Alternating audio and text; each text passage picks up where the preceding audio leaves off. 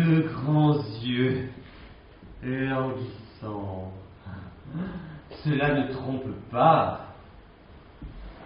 Quoi de plus curieux pour le connaisseur que la débauche à la mamelle?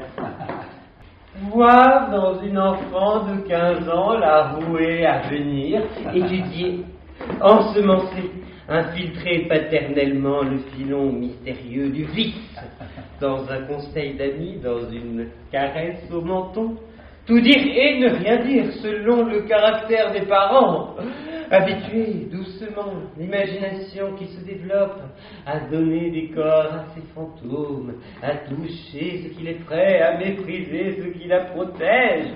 Cela va plus vite qu'on ne le pense. Le vrai mérite est de frapper juste. Et quel trésor que celle-ci! Tout ce qui peut faire passer une nuit délicieuse à votre Altesse. Tant de pudeur.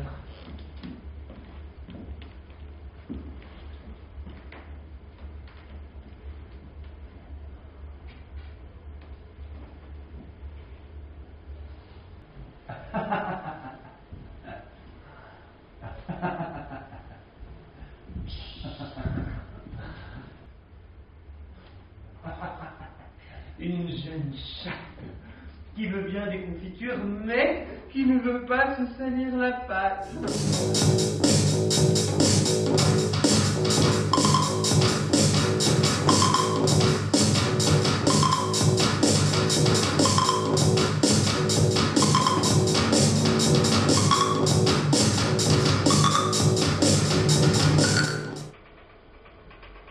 Pourquoi les prêtres serviraient-ils un Dieu jaloux? La religion n'est pas un oiseau de proie, c'est une colombe compatissante qui plane doucement sur tous les rêves et sur tous les amours. Sans doute ce que vous dites là est parfaitement vrai. Et parfaitement faux comme tout au monde. Ah, monseigneur, qu'il est doux de voir un homme tel que votre éminence parler ainsi de la tolérance et de l'enthousiasme sacré. Veux-tu me faire une vue de Florence? Oui, monseigneur. Comment t'y prendrais-tu? Je me placerai à l'Orient, sur la rive gauche de l'Arno. C'est ici que la perspective est la plus large et la plus agréable.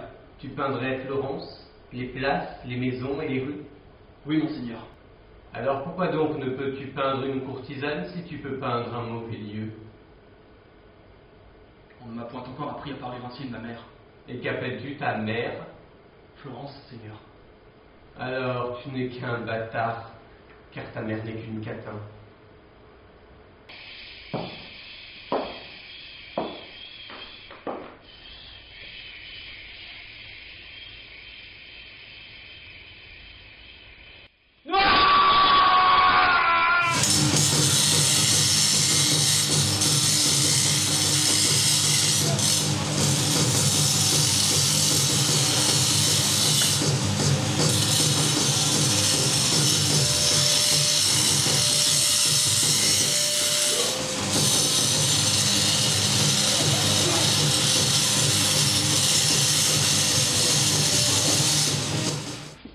Tu as deviné mon mal.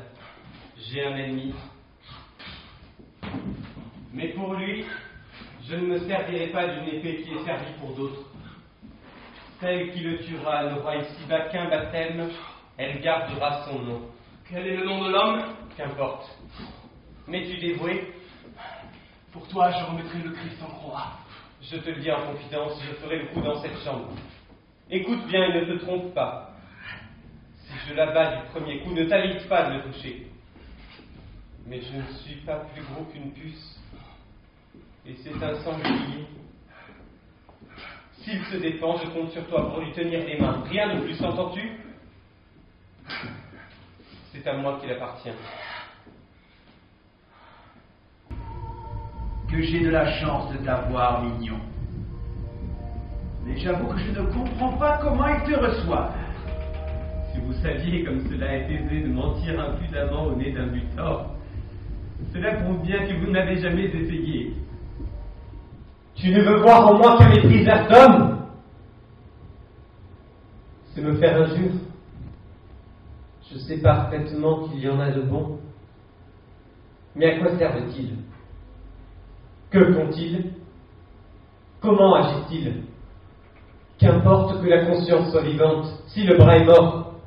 J'en ai assez de me voir conspué par des lâches sans nom qui m'accablent d'injures pour se dispenser de m'assommer comme il le devrait. J'en ai assez d'entendre brailler en plein vent le bavardage humain. Il faut que le monde sache un peu qui je suis et qui il est. Dieu merci. C'est peut-être demain que je tue Alexandre. Dans 2 jours, j'aurai fini. Dans 2 jours, les hommes comparaîtront devant le tribunal de ma volonté.